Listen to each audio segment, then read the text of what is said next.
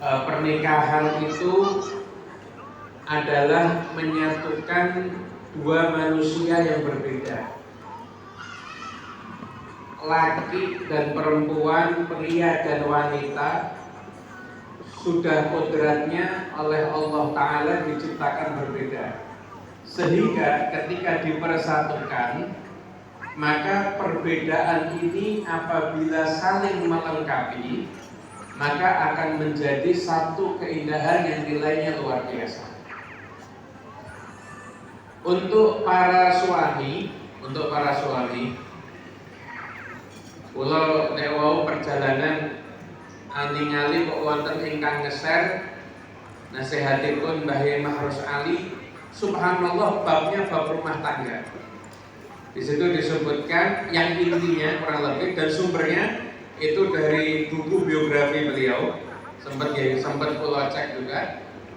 Suami itu kalau bisa memuliakan istri, menjadikan istri itu sebagai partner sejati kehidupan, maka di situ nanti insya Allah akan mendapatkan keberkahan. Nah, untuk para suami tidak ada teladan yang lebih istimewa dibandingkan Kanjeng Nabi Muhammad SAW.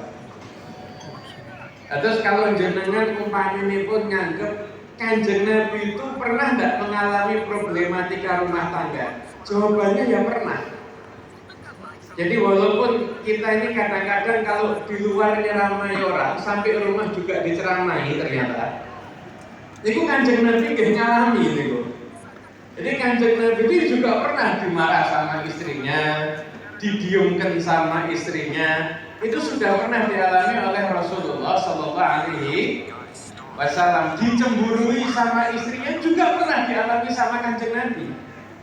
Terus sampai Kanjeng Nabi itu pernah ketika beliau malam-malam ke Baqi itu diikuti dari belakang sama Siti Aisyah.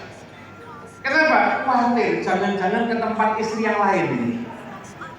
Jadi kalau Kanjeng Nabi itu kalau jenengan umpamanya pun kok romoso kadang-kadang HP ini dibuka-buka atau aktivitas pengawasan yang lainnya.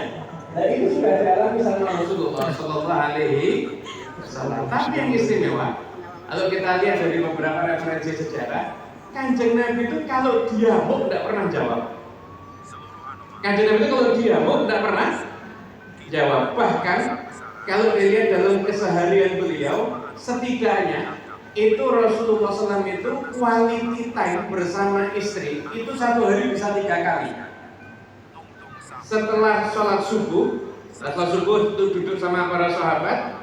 Setelah waktu isyraq itu ke rumah istrinya, bahkan ke rumah istri-istri yang lainnya juga, itu quality time sama istrinya antara asar dan maghrib. Dan yang ketiga itu waktu setelah isya. Maka kalau kita ngaji itu setelah yang ngobrol-ngobrol setelah isya itu kan hukumnya makruh, kecuali kalau mutolaah kitab atau ngobrol antara suami istri. Jadi ngobrol suami istri itu levelnya itu seperti mutolaah kitab. Levelnya itu seperti mutolaah kita. Tapi kalau main game atau WhatsApp tidak termasuk itu. Yang termasuk itu mutolaah kitab atau ngobrol antara suami dan istri. Dan disitulah Nabi Muhammad itu kalau malam itu nanti tiada itu Siti Aisyah yang itu di banyak itu Siti Aisyah itu cerita dan Nabi itu jadi pendengar yang baik. Ini mungkin ilmu yang saya dapat dari orang-orang dulu itu bilang begini. Perempuan itu kalau lagi ada masalah kemudian dia cerita, itu tidak minta solusi, itu minta didengarkan. Tapi nek wong lanang kadang-kadang tidak peka, langsung kudu gini. Itu yang diminta bukan solusi. Bukan solusi yang diminta telinga yang siap mendengarkan. Jadi kalau pengen rumah tangganya itu langgeng terus, tidak banyak konflik, harus siap-siap telinga yang akan mendengarkan terus. Cukup dengarkan, tidak usah disanggah, tidak usah diprotes, tidak usah dikasih mau'izatul hasanah, apalagi khutbah Jumat pakai 2 kali. Cukup telinga yang Mendengarkan, wes itu aja mendengarkan. Nanti kalau memang ada yang perlu diperbaiki, kasih solusinya di lain kesempatan. Tapi momen istri itu mencurahkan isi hatinya itu kewajiban, itu paling ideal suami itu fokus mendengarkan. Wes enggak, wes gitu dong. Oh iya, oh begitu, wes gitu dong. Dengarkan sampai marah. Ya bisa setengah jam warak, bisa 1 jam warak. Kalau jatah ngomong, katanya kan perempuan jatah ngomong 1 hari 16.000 kata. Jadi kalau belum ngomong dari pagi ya jadinya siap-siap ya ulel berarti.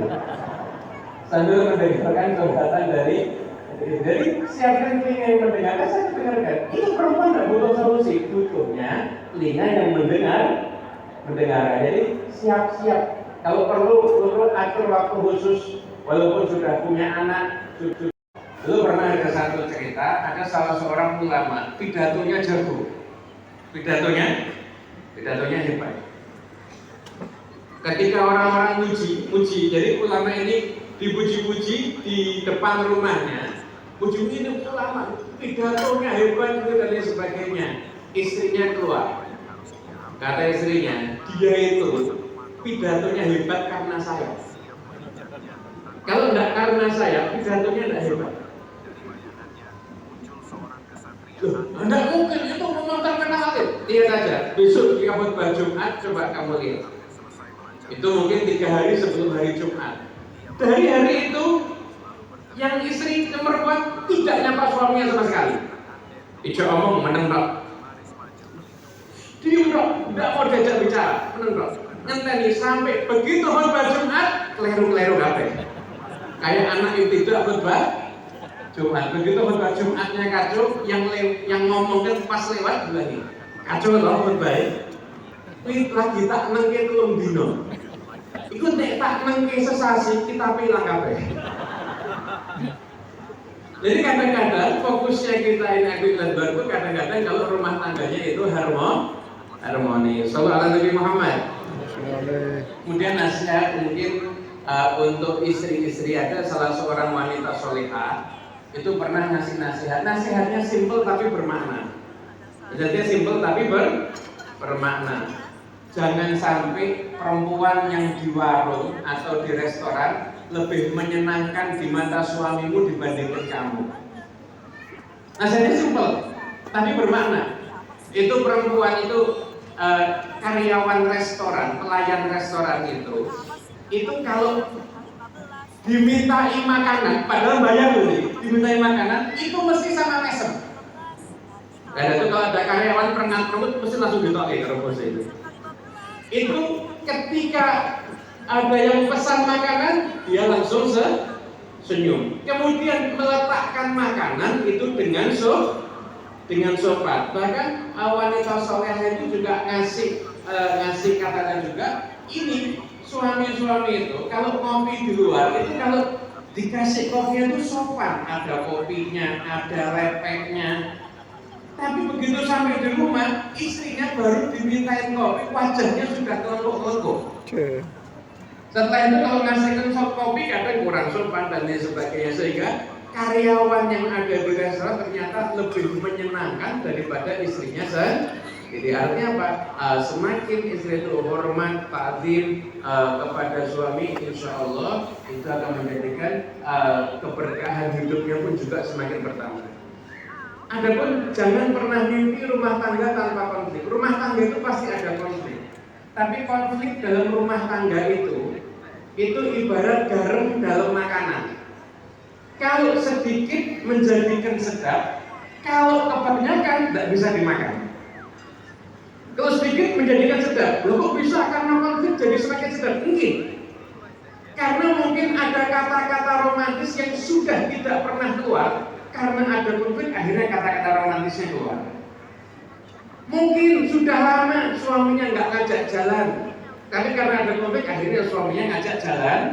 Nah, jadi konflik dalam rumah tangga itu ibarat garam, kalau sedikit menyedapkan, tapi kalau banyak menjadi makanan yang tidak bisa dimakan.